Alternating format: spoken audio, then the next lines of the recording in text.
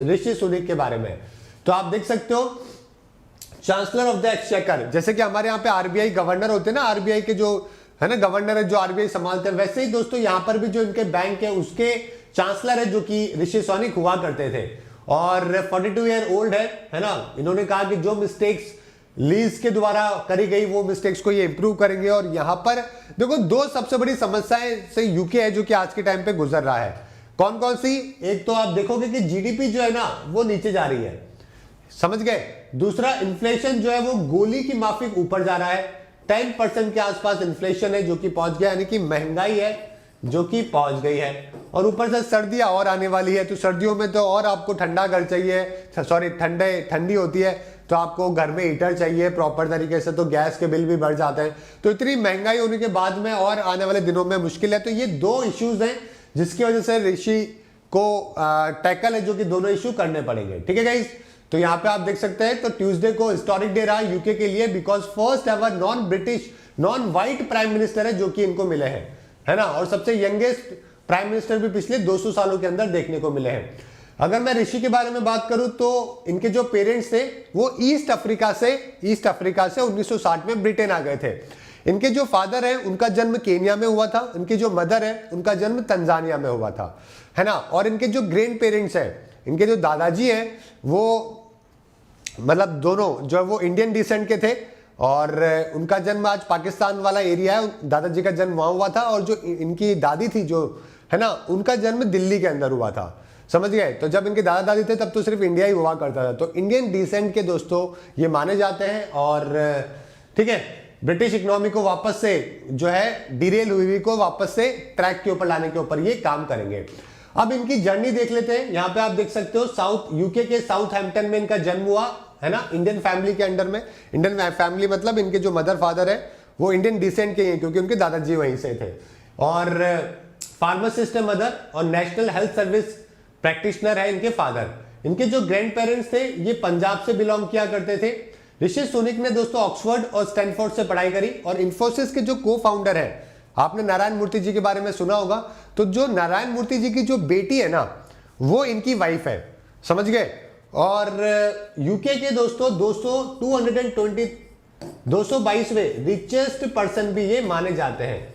इन दोनों की जो नेटवर्थ है, क्योंकि इनकी जो वाइफ है वो भी बहुत रिच है, इन्फोसिस के को फाउंडर की बेटी है ना, तो उनके पास भी इन्फोसिस के शेयर है, कोई 2-3% के आसपास शेयर है। तो हर साल प्रॉफिट में से डिविडेंड में से उनको भी काफी पैसा मिलता है। तो इनकी नेटवर्थ है कोई 730 मिलियन पाउंड के आसपास नेटवर्थ है जो कि मानी जाती है, तो काफी अमीर है। इसके अलावा 2009 के अंदर इन्होंने शादी करी थी, 2 बेटी है इनकी और मेंबर ऑफ पार्लियामेंट रहे 2015 के अंदर, है ना, यॉर्कशायर से। 2020 के अंदर चांसलर बनाए गए एक्सचेकर के, यूके की कैबिनेट के अंदर पोस्ट मिली। उसके बाद में इनके इकोनॉमिक जो पैकेज था उसके लिए काफी एम्प्लॉय के लिए, बिजनेसेस के लिए, तो वो काफी फेमस रहे। कोविड के पेंडेमिक में इन्होंने काफी सही काम किया था, है ना। टिटोटलर है, टिटोटलर का मतलब कोई अल्कोहल वेल्कोहल कुछ भी नहीं पीते, सिगरेट अल्कोहल किसी प्रकार से। स्टार वॉर के फैन है और इंडियन कल्चर वैल्यूज को लेकर काफी हमेशा से इनको फैमिलीज में बताया गया है, तो उससे काफी इंस्पायर है। तो अगर आप इनकी पॉलिटिकल जर्नी देखोगे तो 2015 में एमपी बने, 2018 के अंदर थेरेसा मे जब प्राइम मिनिस्टर थी तब इनको मिनिस्ट्रियल जॉब है जो कि दी गई। बोरिस जॉनसन ने भी दोस्तों इनको चांसलर बनाया और 2020 के अंदर जब जावेद ने रिजाइन किया पावर बैटल के अंदर तब ये हेड बने उस टाइम पे। 2022 में इन्होंने रिजाइन कर दिया और है ना, उसके बाद जॉनसन को सक्सीड करने के लिए इन्होंने अपनी दावेदारी पेश करी।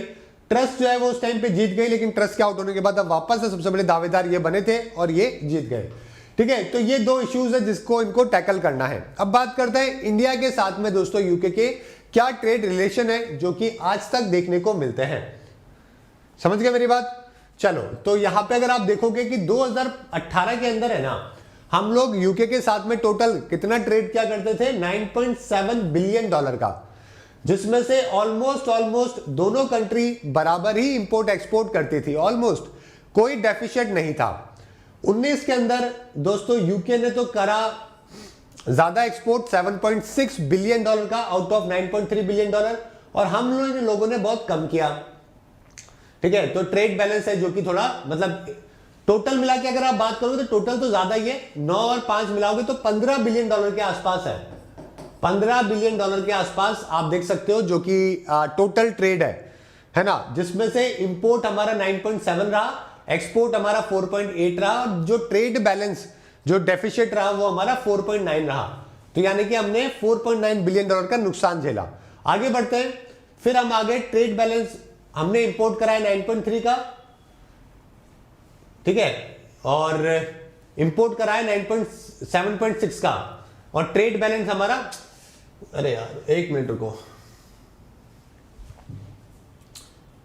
ठीक है, वापस से समझो इस चीज को।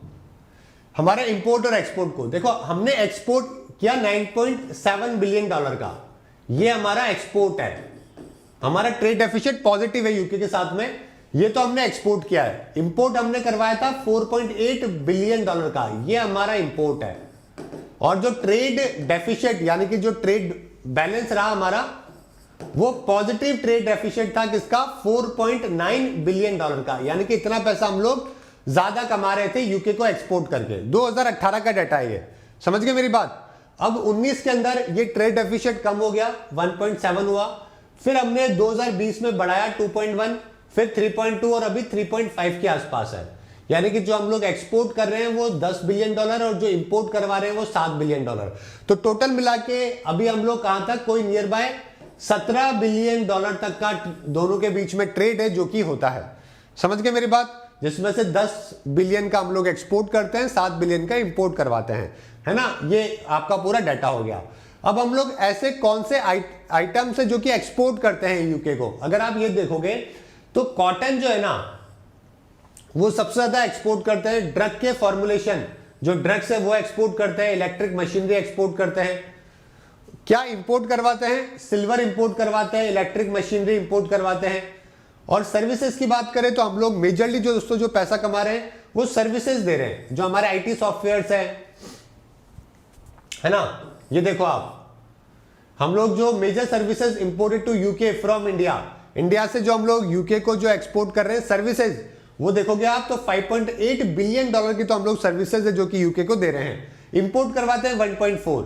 इसके अलावा टेलीकॉम, कंप्यूटर के सामान हम लोग बेच रहे हैं, ट्रांसपोर्टेशन, ट्रैवल, फाइनेंसेस। और यूके से जो इंडिया आ रहा है वो ट्रैवल का भी काफी बिजनेस है, ट्रांसपोर्टेशन और ये सब, ठीक है। तो ये तो आपके आइटम्स हो गए और ये आपके सर्विसेज हो गई। दो पार्ट में दोनों को डिवाइड किया गया है। समझ गए मेरी बात, ठीक है। सबको समझ में आ गया कि कौन कौन सी, चलो